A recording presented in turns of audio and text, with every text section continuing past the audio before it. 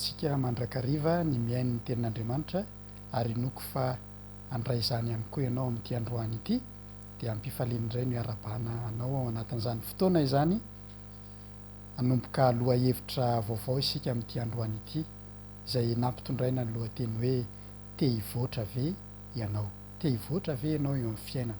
Izay nodiny antsika androany a milohan'izay a dia manasa anao a anondrika alohanao hivavaka indray isika amin'ity anio ity.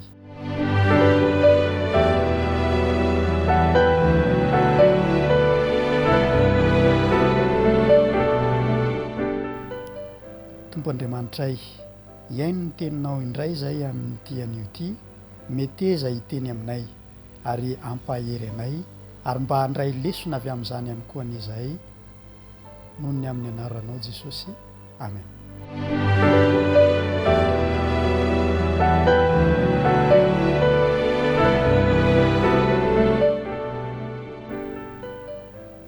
Te hivoatra ve ianao? Tianao ve ny hisy fivoarana eo amin'ny fiainanao? Amin'ity androany ity a dia te hizara tsy ambaratelo anankifito ho antsika tsiraray avy ho anao raha tianao ny hivoatra eo amin'ny fiainana. Tahaka ny mahazatra antsika dia amin'ny alalan'ny tantara ao anatin'ny Baiboly ihany a no hisintonantsika n'ireo dingana anankifito ahafahanao mivoatra eo amin'ny fiainan'ireo.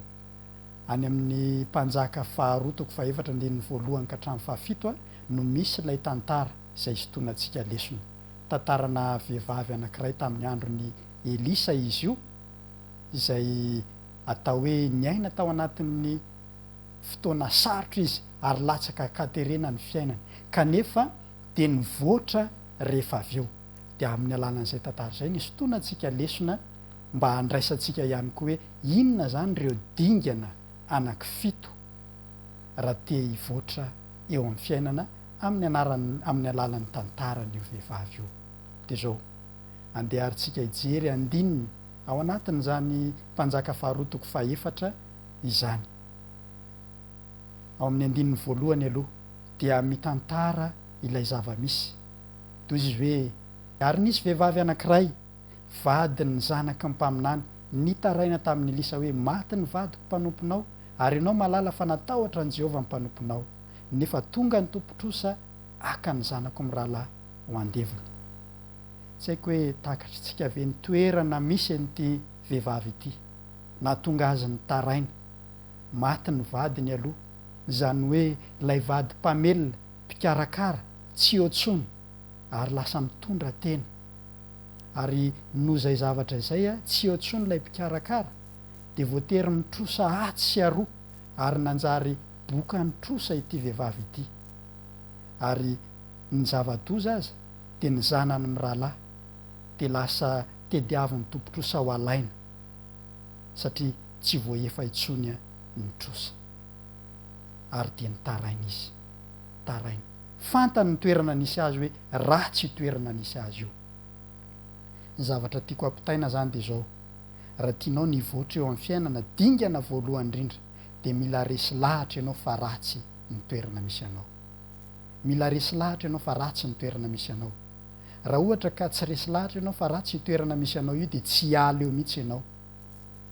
Raha heverinao fa mbola mety ny toerana misy anao, tsara ny toerana misy anao, dia hijanona eo ianao. Ary izay mahatonga amin'ny teny hoe ny dingana voalohany raha te hivoatra dia mila resy lahatra fa ratsy ny toerana izay misy anao. Ary amin'izay fotoana izay dia hitady ny fomba rehetra ianao ialana eo. Izay zany no hery manosika amin'izay fotoana izay hoe tsapako fa ratsy ty toerana misy ahy ity, andeha hiala eto, andeha hiala eto. Mino fa azonao izay dingana voalohany izay, resy lahatra fa ratsy ny toerana misy anao. Dia rehefa resy lahatra ity vehivavy ity fa ratsy ny toerana misy azy dia nitady vahaolana izy, nitady ny fomba hialana tamin'izay trosa izay ary nitaraina tany amin'ny Elisa izy tamin'izany fotoana izany. Ka rehefa nitaraina tany amin'ny Elisa izy dia hoy Elisa ao amin'ny 2:2, inona ary no ataoko anao? Inona ary no ataoko anao? Misy vahaolana ve azoko omena anao? Lazao amiko inona avy no anananao ao an-trano. Inona avy ny anananao ao an-trano? Fa hoy raha vehivavy ny ankizy vavinao tsy manana na inona n'inona ao an-trano afa-tsy diloilo iray tavoara monja.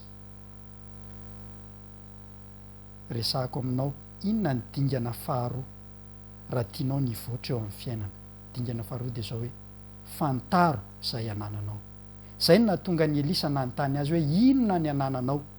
Ny olana amintsika olombelona mantsy dia izay tsy ananana no tena mibahana ao anatin'ny saintsika. Tsy misy an'izao aho, tsy manana an'izao tsony aho, tsy manana an'itsy, tsy manana an'ry. Fa eto Elisa dia tsy nanontany hoe inona ny tsy anananao, fa ny fanontaniana mipetraka dia hoe inona ny anananao ao an-trano. Dingana faharoa zany dia zao, fantaro izay anananao, satria miainga amin'izay zavatra anananao fa tsy izay tsy anananao akory no idiran'ny fivoarana eo amin'ny fiainanao. Ilaitsika ny mamantatra hoe inona ny anananao.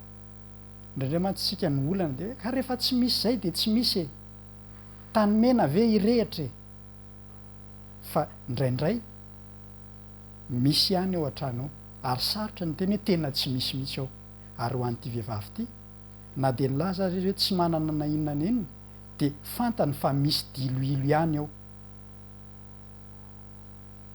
Tao anatin'izay fotoana izay dia fantany fa miainga amin'izay zavatra kely ananany izay no ahafahana mampivoatra ny fiainana. Rehefa fantatra ilay mpaminan'Andriamanitra izay nanana n'ity vehivavy ity dia manoro hevitra izy ny amin'ny dingana fahatelo ahafahana mivoatra eo amin'ny fiainana.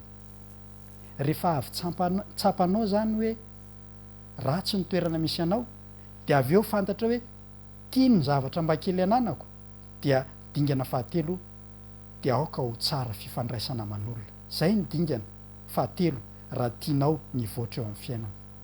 Izay no mahatonga ny voalaza ao amin'ny andininy fahatelo ao amin'ny mpanjaka faharoa toko fahaefatra io hoe ary hoy izy mandehana mindram-bilany amin'ny namanao rehetra manodidina dia vilany tsy misy zavatra nefa azo atao vitsy. Ahoana moa ny ahafahan'ity vehivavy ity hindrana ny vilany, hitety trano, hitady vilany any amin'ny namany rehetra manodidina ary tsy atao vitsy le izy? Raha tsy tsara fifandraisana amin'ny ireo mpiarabelona aminy izy, raha voavy izy ka ohatra sanatrian'izany raha tsy fifandraisana dia ho idin'ny olona ny trano ary tsisy amme vilany azy. Dikan'izay aoka ianao ho tsara fifandraisana aman'olona raha te hivoatra eo amin'ny fiainana. Ataovy izay havananao amin'ny olona rehetra eo an-tanàna, eo amin'ny manodidina anao. Izay ny dingana fahatelo. Iny zany no manamora ny hahafahanao mivoatra dia ny fahaizana mifandray amin'ny olona. Inona indray ny dingana fahaefatra? Dingana fahaefatra dia resahako ilay izy hoe ialao ny fiankinan-doha amin'ny hafa. Aza miankin-doha dia izao ihany koa hoe aza haka amin'ny hafa ny ezaka ataonao, aza resadresahana adradradradraina amin'ny hafa ny ezaka ataonao, fa miainga amin'izay kely anananao eo am-pelantanana. Ao amin'ilay andininy fahaefatra no ahitantsika an'izay. Tao anatin'ilay torohevitra izay nomen'ilay mpaminan'Andriamanitra ihany. Rehefa avy mindram-bilany ianao, azonao ny vilany be dia be dia zao, ary rehefa tafiditra ianao dia aoka irindrim-baravarana hoy ny tenin'Andriamanitra. Irindrim-baravarana ianao sy izy mirahalaza anakao dia manodina amin'ny vilany rehetra izany ka atokany izay feno. Misy dikany manokana hoe irindrim-baravarana io. Misy fitenenantsika malagasy manao hoe tokantrano tsy ahaka. Izay zavatra fiainanao ao tokantrano tehirizo ao anatin'ny tokantranonao, aza miankin-doha amin'ny hafa hoe tady ary na hoe ahaka ary. Ary izay no mahatonga ny dingana fahaefatra io hoe raha tianao ny voatra eo amin'ny fiainana, aza ahaka amin'ny hafa ny fiaina tokantranonao. Miainga amin'izay kely eo am-pelantananao. Ary tao anatin'izay fotoana izay dia nomena ilay torohevitra hoe fenoy ilay vilany izay nindraminao, atokany izay feno. Vilany anankiray feno iny amin'ny alalan'ilay tavoara anankiray. Mandeha ny vilany faharoa, mandeha ny vilany fahatelo, mandeha ny vilany fahaefatra, mandeha ny vilany fahadimy, tsy hoe akory tonga de feno ny vilany rehetra fa mandeha tsy kelikely. Ny tiana resahana de zao, mila miezaka tsika mba anao ny dingana eo amin'ny fiainantsika mba ahafahantsika mivoatra, mandeha tsy kelikely eo amin'ny fiainana. Dingana fahadimy, aza miravoravo tanana raha tianao nivoatra eo amin'ny fiainana. Zao ny voalaza n'ilay andininy fahadimy amin'ny mpanjaka faharoa toko faefatra io ihany. De niala teo raha vehivavy ka nirindrim-baravarana mba amin'izy mirahalahy zanany, ary izy mirahalahy mitondra ny vilany ho any aminy, fa reniny kosa nanidina ny diloilo, samy nanandray ny andraikiny, na lay reniny na lay zanany. Aza miravoravo tanana, raiso tanana ny fiainanao raha tianao nivoatra. Aoka ho tompona andraikitra eo amin'ny fiainanao ianao ny tompon'ny familiana ny fiainanao. Aza vela andeha ho aza ny fiainana, mandraisa andraikitra. Inona ny tokony atao? Miara-miasa ny tsirairay avy ao anatin'izany. Dingana fahaenina, raha te hivoatra ianao, ataovy ambony ny tanjona. Ataovy ambony ny tanjona. Aza manao tanjona ambanimbany. Zay ny voalazan'ny andininy fahaenina. Ary noho ny feno ny vilany ozy izy de hoy izy tamin'ny zanany, hitondray vilany ray koa, fa hoy ireo taminy, tsy misy vilany tsony, ary de nitsahatra ny diloilo. Inona moa tiana ampitaina ao anatin'izany? Lay vilany, ny isan'lay vilany nametra n'ilay diloilo tao anatin'ny tavoaha. Raha ohatra zany ka nanam-pinoana ka tsara fifandraisana tamin'ny hafa ka nahazo vilany be dehibe, de ho menaka be dehibe, diloilo be dehibe ihany koa no azo. Fa raha ohatra ka tsy nanam-pinoana ka hoe vilany vitsy ihany no alaina, de arak'izay ihany koa no diloilo zay ho azo. Tapotra ny diloilo rehefa tapotra ny vilany. Ny tiako ampitaina ao anatin'izany de zao hoe, ataovy ambony ny tanjonao de ahazo zavatra be lavitra ianao, fa rehefa ambany ny tanjonao de tsy ho lasa lavitra ihany koa ianao. Misy fitenenantsika malagasy manao hoe, tifitifiry ny lanitra sao mba mahavoa tendrombohitra.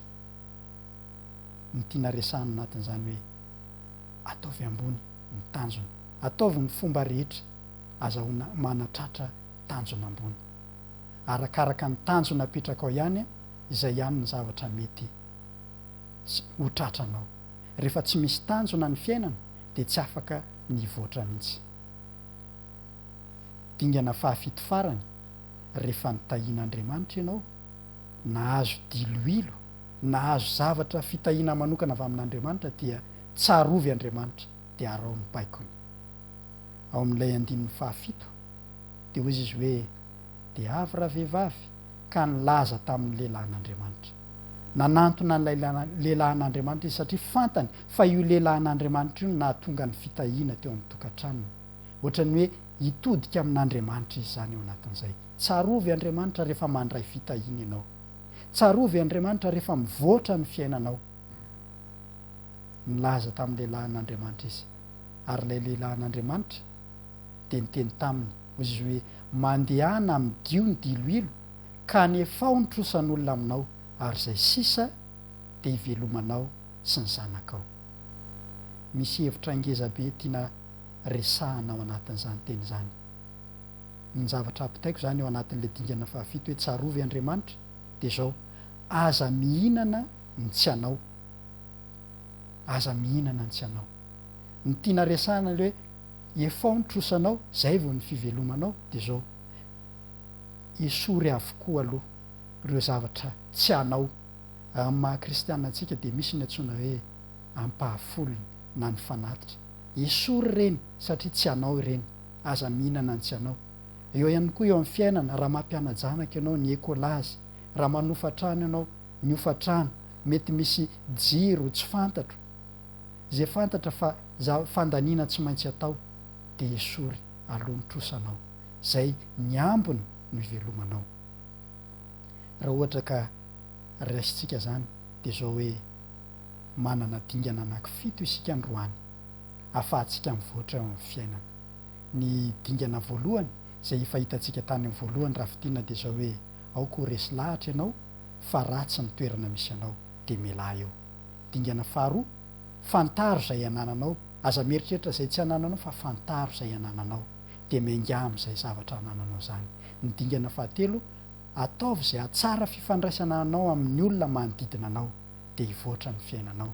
Ny dingana fahaefatra aza miankin-doha aza ahaka amin'ny hafa ny tokantranonao mianga am'izay kely anananao. Ny dingana fahadimy aza mirafiravy an-tanana raiso an-tanana ny fiainanao. Dingana fahaenina ataovy ambony mandrakariva ny tanjona. Ary ny dingana fahafito farany tsarovy Andriamanitra de araon'ny baikola de hivoatra ny fiainanao. Ny rariko de zao hoe ho tonga amin'ny fiainana tsara indrindra ny itsika tsiraray avy. Andeha hivavaka isika amarana ny fotoana.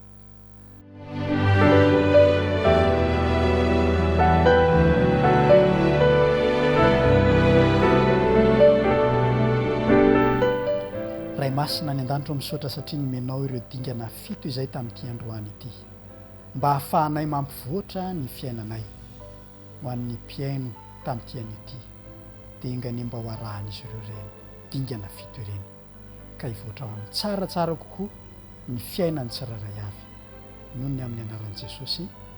Amen.